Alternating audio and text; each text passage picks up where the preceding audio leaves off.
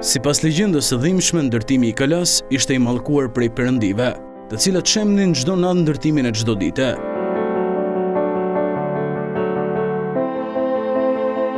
Për të lejuar qëndrimin e mureve të Kalasë, ato kërkuan një sakrificë, e cila padrejtësisht u vendos të ishte Rozafa, nusja më e vogël e shtëpisë.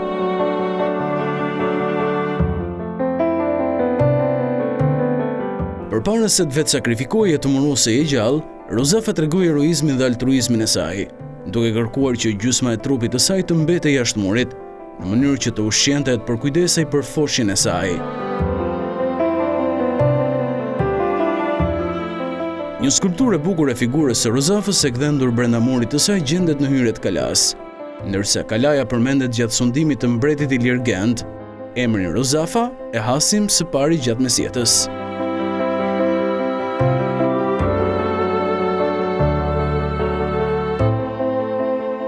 Brenda mureve të Kalasë gjenden 3 obore kryesore, të cilat bëjnë më të thjeshtë orientimin e turistëve. Pasi të hynin në barbakan, hyrja kryesore e fortifikuar e shekullit të 15 do të gjendeni në oborin e parë, ku gjendet trakti i murit i lirë të shekullit të 4 para Krishtit, dëshmia më e vjetër e Kalasë. Përgjatë oborit të parë gjenden dhe rënojat mesitare të cisternave, kullave të balshajve apo banesave veneciane.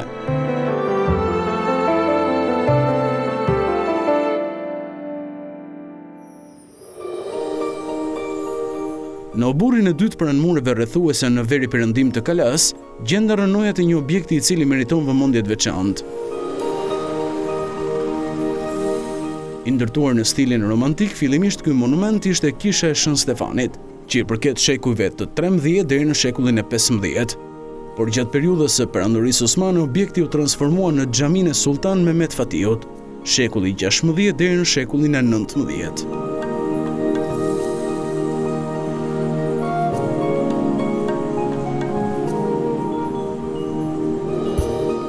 Në të njëjtën periudhë, popullsia katolike braktisi Kalan dhe ambientet e saj u kthyen në një bazë ushtarake. Sot rënojat e kishës xhami, që u braktis përfundimisht në vitin 1865, shërbejnë si simboli pasazheve të mëdha historike që kanë ndodhur në Shqipëri. Në të njëjtin obor janë dhe rënojat e burgut otoman, kazerma e depos së municioneve që datojnë rreth shekullit 16 dhe 17, si dhe depozitat katërkëndshe të mbuluara me qemer.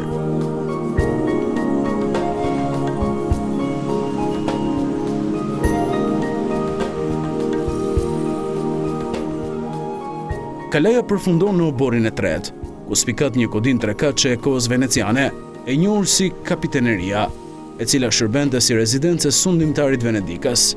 Në këtë godin gjendet sot Muzeu i Kalasë së Shkodrës, ku flitet për të shkuarën 4000 vjeçare të Kalasë, si dhe etapat dhe familjet më të rëndësishme mesitare të qytetit.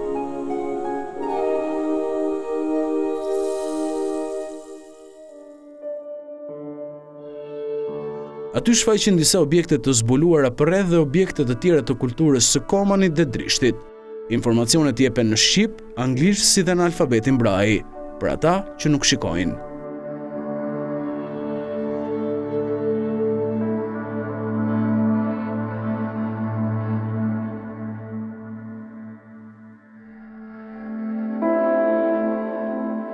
Përgjatë gjithë Kalasë do të mund të shihoni pamjet panoramike të liçenit të Shkodrës, të lumejve të qytetit si dhe të maleve të shumta që lartësohen nga do.